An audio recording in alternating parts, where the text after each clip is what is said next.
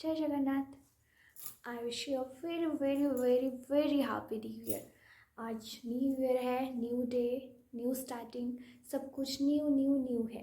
And आज ये सब न्यू न्यू के साथ हम लोगों का मीटिंग भी very very very new and very special है। एक्चुअली आज तक मैं सामने इसलिए नहीं आ पाई थी क्योंकि मेरा ये सब जो सेटअप है वो कंप्लीट नहीं हो पाया था, इसलिए मेरा वीडियो आना लेट हो रहा था।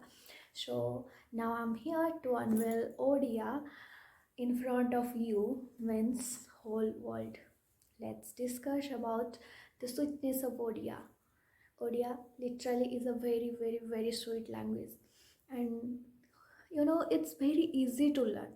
But the fact is, people have never taught Odia to other people. They have not conveyed their language, their culture, their richness in front of others. That's why people are still unknown about Odia. But literally, Odia is a heart-touching, heartwarming, and very, very, very sweet language. Are you ready, guys? अच्छा, ये भी तो एक बात है कि आप लोग को मैं बोली कि मैं आप लोगों के साथ पहली बार बात कर रही हूँ, पहला मीट कर रही हूँ। अगर आपने मुझे पहले कहीं भी देखे हैं, अगर ये आप मेरे साथ पहले मीट नहीं कर रहे हैं, तो डेफिनेटली कमेंट बॉक्स में लिख दीजिएगा कि आप मेरे साथ कब मिले थे और कहाँ मिले थे, या तो आप मुझे कैसे जानते हैं। That I'm Daman Seo. Some of you have met me earlier also, and especially on YouTube. O A হর্ষই দীর্ঘই হর্ষৌ দীর্ঘৌ রু এ ওই ও ঔ অং অ অ ক খ গ ঘ ঙ চ ছ জ ঝ নিয় ট ঠ ড ढ ण त थ द ध न प फ ब भ म ज र ळ व तालव्य श मूर्धन्य ष दन्त्य स ह क्ष य ल।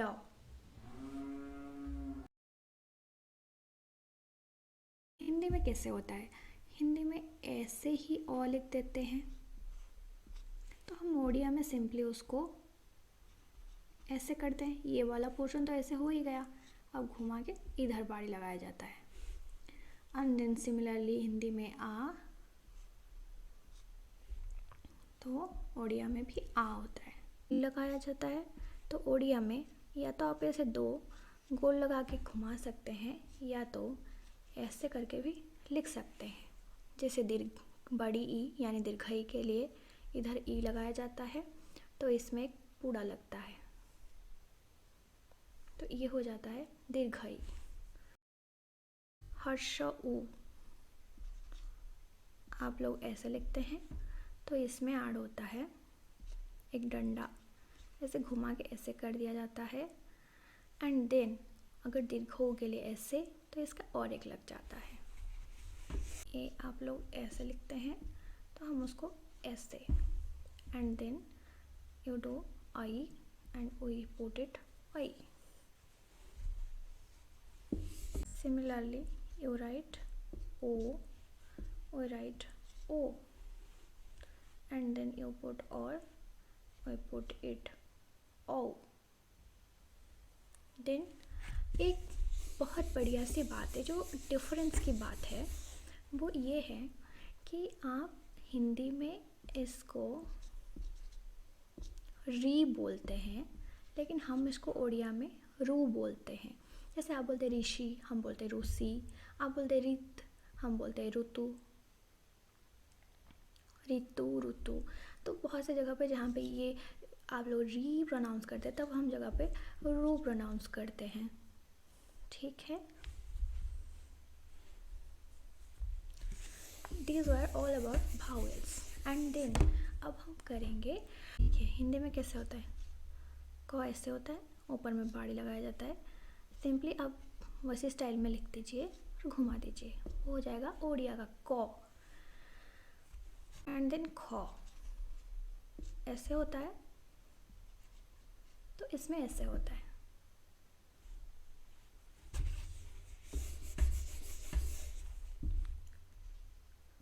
Go, simply put it round and then go. घो, देखिए इसे घूम जाता है, ये ऐसे उल्टा घूम जाता है, तो घ हो जाता है। व, we put it व, then चो,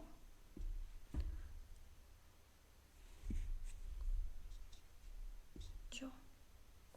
देखिए अगर चौ के बीच में डट लग जाता है कभी कभी, तो इसका थोड़ा लाइटली प्रोनाउंसिएशन होता है, बट ये कोई अलग चीज़ नहीं है, बस स्पोकन में थोड़ा लाइट प्रोनाउंसिएशन होता है चौ का, लेकिन असल में वो यही चौ ही होता है।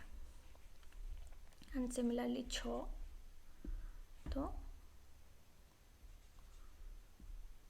छो आता है जो।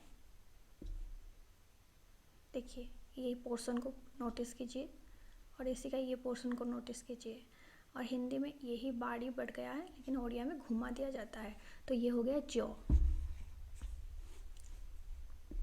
देन छो,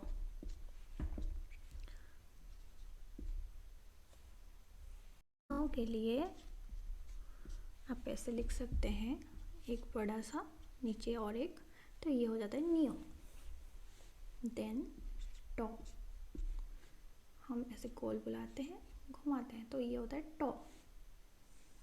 देन आप लोग ऐसे ही तो लिखते हैं गोलू सा, सिंपली छोड़ दीजिए, ये बन जाएगा ओडिया का ठो। देन डो, ऐसे ऐसे ऐसे, जैसे डॉ के नीचे आप भी डट लगाते हैं, हमारा भी डट लगता है। डॉ वो वाला डॉ था, अगर वर्ड का स्टार्टिंग में कोई डॉ रहता है तो ये डॉट नहीं रहता है। जब ये डॉ वर्ड का बीच में या तो लास्ट में होता है, तो इसमें ये डॉट लग जाता है। डॉट लगने का मतलब लाइट प्रोनाउंसिएशन, बहुत स्लोली ढो। एंड इसमें भी होता है ढो, आपका डॉट लगता है, हमारा भी डॉट लगता है, इसका मतलब लाइट प्रोनाउंसिएशन होता है। देन ण, हम बोलते हैं इसको मुधेण, लेकिन प्रोनाउंस किया जाता है सिर्फ नो। देन तो ऐसे घुमाना है, ऐसे। देन थो, और इसमें होता है वही थो, बहुत सेम है। दो, हम ऐसे लिखते हैं, ऐसे लिखते हैं, कितना सिमिलर है। धो, थो, नो, ऐसे टेम्पल जैसे बनाइए, घुमा दीजिए तो हो जाएगा नौ। देन प, इसके लिए एक घुमाना है, ऊपर से एक घुमाना है, बस। आपका फ ऐसे होता है। हम लोग इसी में क्या करते हैं, एक गोल सा लगा देते, तो फ हो जाता है। देन ब, हम लोगों का ब ऐसा होता है और ऐसे घुमा दिया जाता है।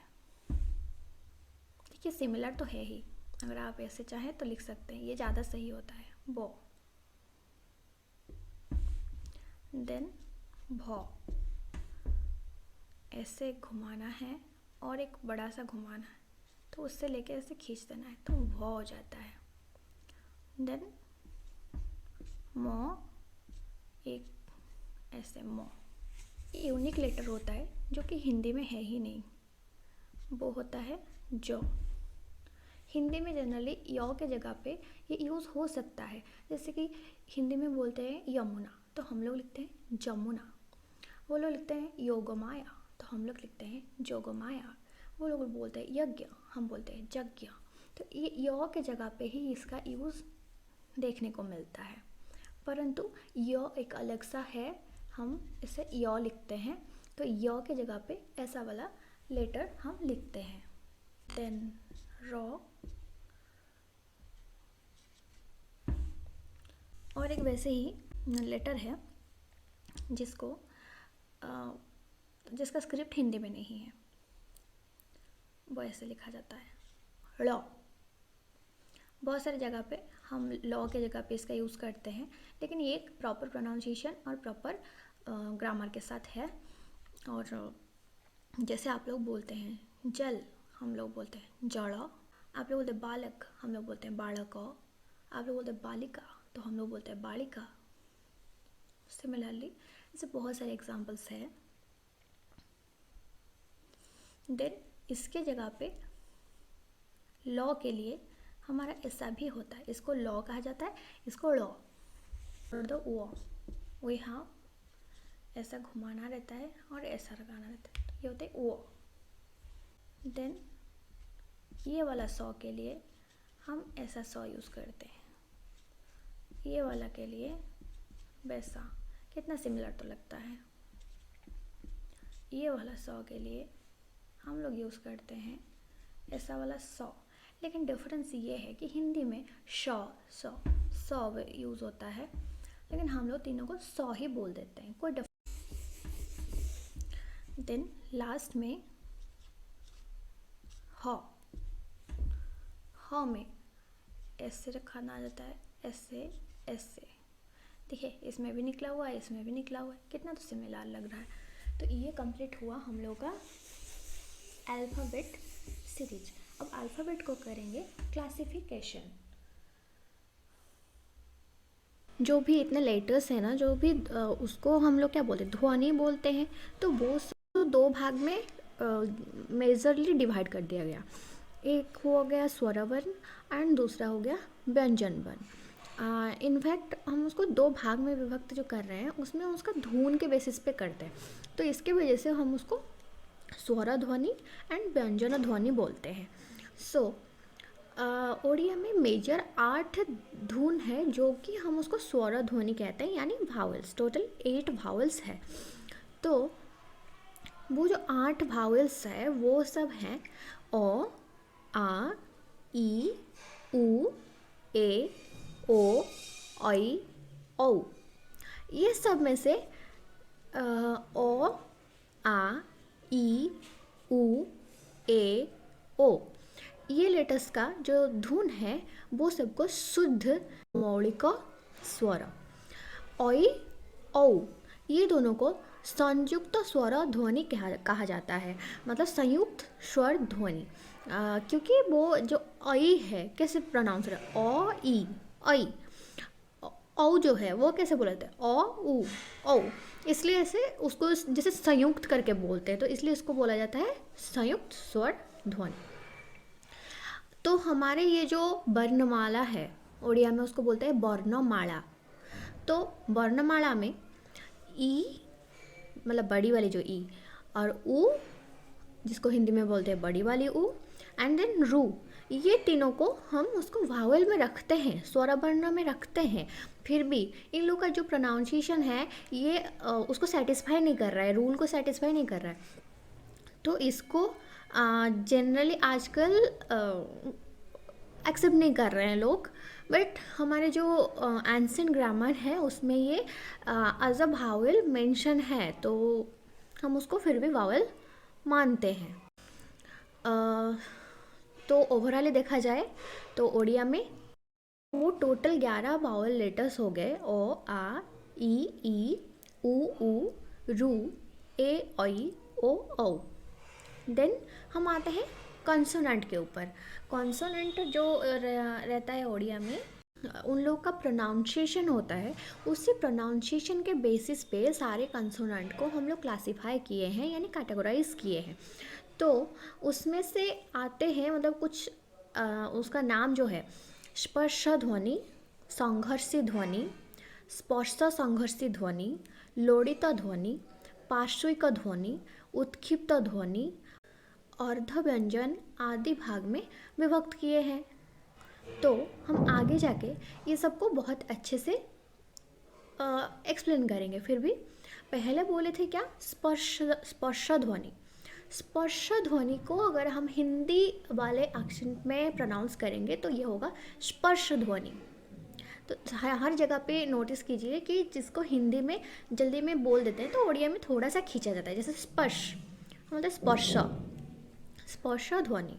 देन संघर्षी ध्वनि, देन स्पर्श संघर्षी ध्वनि, मतलब स्पर्श भी करता है संघर्ष भी करता है, तो स्पर्श संघर्षी ध्वनि। लोडित ध्वनि, पार्श्विक ध्वनि, उत्क्षिप्त ध्वनि, अर्ध व्यंजना, ये सब हो गया इन लोगों का कैटेगरीज। तो ओडिया में जितने सारे स्पर्श व्यंजन हैं मतलब स्पर्श ध्वनि, वो सबको पहले देखते हैं। एक बार क्लियर करूं, जब ओष्ठ्य व्यंजन ध्वनि बोलते हैं प फ ब भ, तब हमारा अपर लिप्स लोअर लिप्स एक दूसरे को टच करते हैं, तो ओंठ को ओंठ छूता है, तो इसलिए ये हो जाता है ओष्ठ्य स्पर्श व्यंजन ध्वनि। देन दंत्य स्पर्श व्यंजन ध्वनि, मतलब दांत को हमारा जो टंग है, जीव है, वो टच करता है, त थ द ध। ये बोलते टाइम आप नोटिस करना कि आपका दांत को आपका टोंग जो है टीथ एंड टोंग का टच होता है। देन मूर्धन्य स्पर्श व्यंजन ध्वनि, मूर्धन्य स्पर्श जब होता है मतलब जो टंग है वो दांत का थोड़े से पीछे वाला जो हिस्सा है उसी को टच करता है, ट ठ ड ढ। एंड देन कंठ स्पर्श व्यंजन ध्वनि, मतलब गले से निकलता है, कंठ से निकलता है, क ख ग घ। उसके बाद हो गया नासिक्य ध्वनि। नासिक्य ध्वनि मतलब नाक से नाक के साथ वो बोला जाता है, जैसे कि ण न म। आप अपना नाक को बंद करके देखिए, ये सबका प्रोनाउंसिएशन नहीं हो पाएगा, तो इसीलिए इसको बोला जाता है ओडिया नासिक्य ध्वनि। देन आता है ओडिया संघर्षी ध्वनि। ओडिया संघर्षी ध्वनि में जो दो आते हैं वो होते हैं दंतेश एंड ह। ओडिया स्पर्श संघर्षी ध्वनि, मतलब स्पर्श भी करता है संघर्ष भी करता है, तो वो धुन है च छ ज झ। उसके बाद आता है लोडित ध्वनि। लोडित ध्वनि में आता है र। ओडिया पार्श्विक ध्वनि, पार्श्विक ध्वनि में आते हैं ड़ ल। ओडिया उत्क्षिप्त ध्वनि, इसमें आते हैं ड एंड ढ। ओडिया अर्ध स्वर मतलब य व, ये दोनों कॉन्सोनेंट के कैटेगरीज में आते हैं और ना ही वावल्स के कैटेगरी में आते हैं, तो इसको हम लोग बोलते हैं ओडिया अर्ध स्वर, मतलब हाफ भावल्स यानी सेमी भावल्स ऐसे कुछ बोल सकते हैं, तो य व। तो ओडिया में टोटल 33 साउंड्स हैं जो कि कॉन्सोनेंट साउंड के रूप में प्रोनाउंस किए जाते हैं, जैसे कि क ख ग घ ङ च छ ज झ ट ठ ड ढ। जो दो और ड ढ का लेटर्स है जिसमें कि नीचे डट लगता है, वो दोनों का प्रोनाउंसिएशन थोड़ा लाइट होता है, जैसे कि अगर डट नहीं है तो ड, अगर डट है तो ड, देन अगर डट नहीं है तो ढ, एंड देन डट है तो ढ। देन न त थ द ध न, प फ ब भ म य र ळ ल व स ह। तो ये हो गए 33 कंसोनेंट साउंड्स। उसके बाद और 6 धुन है, यानी 6 साउंड्स है जिसका कोई भी जो होता है ना मौलिक उच्चारण कहते हैं, मतलब बेसिक प्रोनाउंसिएशन नॉर्मल बातों पे नहीं होता है, जैसे कि व, न्य, ज, श एंड देन श एंड जो विसर्ग लगता है। और पूरा और आंसेंट वाला ग्रामर में जाएंगे तो उसमें और भी 2 लेटर्स थे वावेल्स में जिसको कहा जाता था लू, एंड एक बड़ी वाली रू भी था। तो ये दोनों का कोई भी यूज़ नहीं था, कोई भी यूज़ नहीं था, बस ऐसे ही स्क्रिप्ट में वो था, मतलब अल्फ़ाबेट में इंक्लूडेड था। तो लेकिन कहीं कहीं कहीं कोई भी प्रोनाउंसिएशन उसका मतलब यूज़ नहीं होता था ओडिया लैंग्वेज में, ना लिखने में ना बोलने में। तो इसलिए इसको अब वो वावल से हटा दिया गया। नहीं तो उससे पहले ये 50 लेटर्स नहीं 52 लेटर्स हुआ करता था। रिटन लैंग्वेज में जो वावल्स होते हैं वो सब 11 होते हैं, 11 लेटर्स, एंड जो कंसोनेंट में आते हैं 39 लेटर्स होते हैं टोटल। लिखते टाइम उसको 2 भाग में डिवाइड कर दिया गया, एक हो गया वर्गीय व्यंजन और दूसरा का अवर्गीय व्यंजन। जो वर्गीय नहीं है वो अवर्गीय है, तो वर्गीय व्यंजन एंड अवर्गीय व्यंजन। 5 वर्ग में वर्गीय व्यंजन को डिवाइड किया गया, जिसमें पहला आता है कंठ्य वर्ग, मतलब कंठ से निकलता हुआ धुन, कंठ्य वर्ग क ख ग घ व। कंठ्य वर्ग को क वर्ग भी कहा जाता है। देन आता है च वर्ग। च वर्ग में च छ ज झ निय होता है। ये जब तालव्य छू के आता है तो वो सब धुन, तो इसीलिए उसको बोलते हैं तालव्य वर्ग। उसके बाद आते हैं ट वर्ग। ट वर्ग में जो लोग आते हैं वो 5 धुन ये है कि ट ठ ड ढ ण, ये सब मूर्धन्य वर्ग में आते हैं, क्योंकि वो जो मिडिल वाला पार्ट होता है ना मुंह का, मतलब कंठ तालव्य, उसके बाद जो आता है मूर्धन्य, मतलब दंत से थोड़ा सा पीछे, तो उसमें आते हैं ये सब ट ठ ड ढ ण। क्यों जब हम बोलते हैं ना ट ठ ड ढ ण, तो हमारा जो टंग है वो जाके वो दंत टिथ का थोड़ा सा पीछे वाला हिस्सा को टच करता है, तो ये हो गया हमारा मूर्धन्य। देन आता है त थ द ध न। ये 5 लेटर को बोलते हैं त वर्ग एंड ऑल्सो दंत्य वर्ग, क्योंकि ये 5 लेटर बोलते टाइम हमारा जो टंग है वो टिथ को टच करता है। देन आता है ओष्ठ्य वर्ग, जो प फ ब फ म में आता है, तो उसको प वर्ग भी कहते हैं, ओष्ठ्य वर्ग भी कहते हैं। जब ये 5 लेटर को हम प्रोनाउंसिएशन करते हैं तब हमारा जो 2 लिप्स हैं वो टच करते हैं एक दूसरे को। देन आते हैं अवर्गीय व्यंजन, जिसको का कोई कैटेगराइज नहीं है, इसमें टोटल 14 लेटर्स है। वो होता है ज, य, र, ळ, ल, व, तालवे श, मूर्धन्य स, दंते स, ह, क्ष, अनुस्वार, विसर्ग, चंद्रबिंदु। और लास्ट में एक बात है कि जो क्ष हम लोग बोलते हैं, क के साथ श मिलके क्ष बनाता है, जबकि दूसरे लैंग्वेज में उसको क्ष प्रोनाउंस किया जाता है, तबकि ओडिया में उसको लेकिन क्ष जैसे प्रोनाउंस किया जाता है। ये लेटर को ना ओडिया अल्फ़ाबेट में एक स्पेशल लेटर का मर्यादा मिला है। ओडिया में जो भी हम अल्फ़ाबेट्स लिखते हैं उसमें हमेशा अ जुड़ा हुआ रहता है, जैसे कि क हम बोलते हैं ना क, उससे क प्लस अ इक्वल टू क। जितना भी वावल्स है वो सब का जो सिंबल्स है वो सिंबल को हम लोग मात्रा के नाम से जानते हैं, बट या इसको हम कहते टाइम कार कहते हैं, जैसे आकार, ईकार, ऊकार, लेकिन वो मात्राएं होते हैं, पर हम उसको बोलते हैं कार लगाते हैं। आकार, हर्ष इकार, दीर्घ इकार, हर्षोकार, दीर्घोकार, एकार, ओकार, तो ऐसे करके।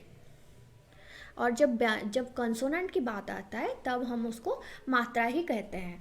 अब ये जो मात्राएं हैं वो सब कैसे होता है हम आगे देखते हैं।